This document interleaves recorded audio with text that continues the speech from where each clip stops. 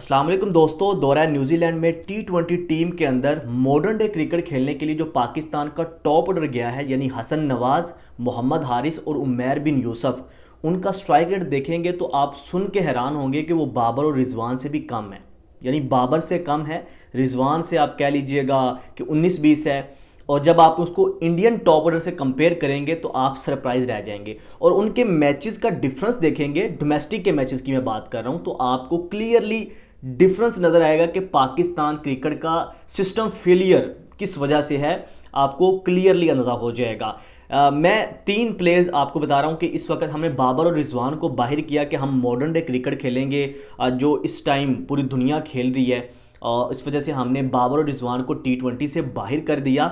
लेकिन कुछ लोग कहते हैं ना कि पाकिस्तान के अंदर वो स्किल सेट नहीं है, टैलेंट नहीं है जिस तरह का दुनिया के अंदर चाहिए होता है, तो उससे आपको ये नज़र आएगा।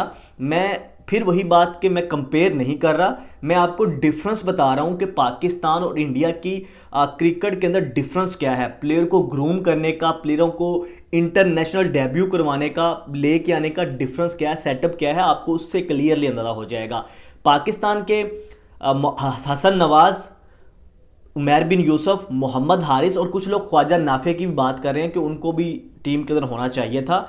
अभी अगर बात की अभिषेक शर्मा, संजू सैमसन और इसके अलावा शुभमन गिल की बात कर लें, या तिलक वर्मा की बात कर लीजिए, या जसवाल की बात कर लीजिए, इनमें से किसी भी प्लेयर के साथ आप कंपैरिजन कर लीजिएगा, आपको खुद डिफरेंस नज़र आ जाएगा कि पाकिस्तान प्लेयर इंटरनेशनल के ऊपर जाके फेल क्यों होते हैं, और पाकिस्तान के जो प्लेयर हैं ये किस सिस्टम के तहत आते हैं और वो आके फेल क्यों जाते हैं। और ये आपको पाकिस्तान का क्रिकेट बोर्ड की एक फेलियर भी यहाँ पे आपको नजर आएगा कि हम अपने प्लेयरों को ग्रूम करने में फेल किस तरह से हुए हैं। मैं आपको एक चीज़ बताता हूँ, इस वक्त हसन नवाज और उमैर बिन यूसुफ ने प्रैक्टिस मैचेस के अंदर, जो दौरा न्यूजीलैंड के लिए हमने प्रैक्टिस सेशन किए, उसके अंदर प्रैक्टिस भी हुई, बैटिंग भी की और प्रैक्टिस मैचेस भी हुए। उमैर बिन यूसुफ और हसन नवाज ने ओपनिंग की है, जो कि मोस्ट प्रोबली न्यूजीलैंड के अंदर भी जाके करेंगे। अगर मैं आपको हसन नवाज के स्टैट्स बताऊं तो फर्स्ट क्लास के सिर्फ 8 मैचेस इन्होंने खेले हैं, 454 इनके रन है, 32 की एवरेज है और 67 का स्ट्राइक रेट है फर्स्ट क्लास का। ठीक है, लिस्ट ए के सिर्फ 5 मैचेस, और T20 की बात की जाए तो 21 मैचेस, PSL का मैच नहीं है। ठीक है, अब मैं आगे चलता हूं। उमैर बिन यूसुफ मेरे ख्याल में 6 मैचेस खेले हुए हैं PSL के, सिर्फ 6 मैचेस। मैं अब जब इंडिया के प्लेयर के साथ कंपेयर करूंगा तो आप लोग शॉक्ड हो जाएंगे। अब उमैर बिन यूसुफ का देख लीजिएगा, 6 मैचेस खेले हैं इन्होंने, T20 इंटरनेशनल खेले हुए हैं, 116 का स्ट्राइक रेट है। यानी T20 ये खेले हुए हैं पाकिस्तान की तरफ से, 116 का स्ट्राइक रेट है, और बाबर का स्ट्राइक रेट 130 का है, 129-30 का, और रिजवान का 125 का स्ट्राइक रेट है समथिंग। फर्स्ट क्लास के ये फिर भी अच्छे मैचेस खेले हुए हैं, 57 है, 70 लिस्ट ए के भी खेले हुए हैं, और T20 ये 40 खेले हुए हैं। ठीक है, और T20 जो ये 40 खेले हुए हैं डोमेस्टिक के, 131 का इनका स्ट्राइक रेट है, 19-20 है बाबर रिजवान से। अब मैं आपको एक और चीज़ बताता हूँ, मैं ख्वाजा नाफे की तरफ भी आऊँगा और मोहम्मद हारिस की तरफ भी आऊँगा, लेकिन उससे पहले क्योंकि ये पाकिस्तान का मोस्ट प्रॉब्ली ओपनिंग पेयर है, तो जो मैं अभिषेक शर्मा से आपको कंपेयर करके दिखाता हूँ कि उनका डोमेस्टिक के मैचेस की हेल्थ क्या है और क्यों जाके वहाँ पर इतने सक्सेसफुल होते हैं। अब आप अभिषेक शर्मा के स्टैट्स देख लीजिए। अभिषेक शर्मा जो है वो इंटरनेशनल मैचेस तो खेल चुके हैं 17, ठीक है, और इनकी 33 की एवरेज है और 193 का स्ट्राइक रेट, 193 का स्ट्राइक रेट। और आईपीएल की बात करें तो 63 ये आईपीएल के मैचेस खेल चुके हैं, और आईपीएल के मैचेस की एक वैल्यू है। अगर आप PSL के मैचेस की बात करें या किसी और डोमेस्टिक के मैचेस की बात करें, वहां पे आपको वो कंपटीशन नहीं मिलता जो आईपीएल के अंदर मिलता है। दुनिया के सारे बड़े प्लेयर वहां पे आके खेलते हैं, बड़ा बड़ा बॉलर वहां पे खेलते हैं।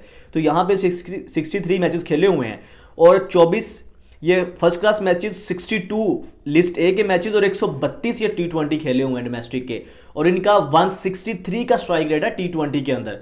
डोमेस्टिक की बात कर रहा हूं, और यहां पे कितना आपको स्ट्राइक रेट मैंने बताया था, यहां पे मैं आपको हसन नवाज का बता देता हूं, 131 का स्ट्राइक रेट है, और उमैर बिन यूसुफ का भी 131 का स्ट्राइक रेट है। ये आपको मैं इनका स्ट्राइक रेट बता रहा हूं। अच्छा, अगर हम जसवाल की बात करें तो मैं जो उन्होंने इंटरनेशनल मैचेस खेले हुए हैं मैं उनकी बात नहीं करूंगा, क्योंकि अभी ये तो अभी नए नए आए ना। मैं एक चीज़ इनको कभी से कंपेयर करने लग जाऊं तो ये गलत बात है। मैं सिर्फ डोमेस्टिक के मैचेस की बात कर रहा हूं कि वो आते किस सिस्टम से हैं, कितने मैचेस खेल के आते हैं, और पाकिस्तान के लिए खेलना फिर ये आगे जाकर फेल क्यों जाते हैं। 53 जसवाल जो है वो आईपीएल के मैचेस खेले हुए हैं, 36 फर्स्ट क्लास के, 33 लिस्ट ए के और 104 मैचेस T20 और 100-150 का स्ट्राइक रेट है उनका। ये मैं अभी जो आपको बात बता रहा हूँ जसवाल की बात बता रहा हूँ। और जो अगर बात की जाए, मैं अभी बात कर रहा था इमर्जिंग एशिया का, इंटरनेशनल मैचेस 6 खेले हुए हैं। लिस्ट ए में भी कुछ मैचेस वो अच्छे खेले हुए हैं। उनकी बात की जाए उमैर बिन यूसुफ की, वो कहीं जस्टिफाई होता है, लेकिन अगर हसन नवाज की बात करें तो कोई पीछे एक्सपीरियंस नहीं है। मतलब लिस्ट टॉप किया और डोमेस्टिक के अंदर या इन्होंने पूरे 2-4 सीजन खेले हुए, ऐसा कुछ भी नहीं है, कुछ चंद मैचेस हैं, ठीक है। अब मोहम्मद हारिस की बात कर ले, पाकिस्तान की तरफ से खेल चुके हैं, उनकी मैं बात नहीं करूंगा। हालांकि 85 का स्ट्राइक रेट है, 6 मैचेस जो खेले हुए हैं उसमें हमारी मैनेजमेंट का भी इशू है। हम किसी प्लेयर को मौका भी देते हैं तो फिर उसको उसके नंबर पे मौका नहीं देते। यानी मोहम्मद हारिस हम ओपनर हैं, कभी हमने 6 पे खिलाया, कभी 5 पे खिलाया, कभी 3 पे खिलाया, एक मैच ओपनिंग भी दिया।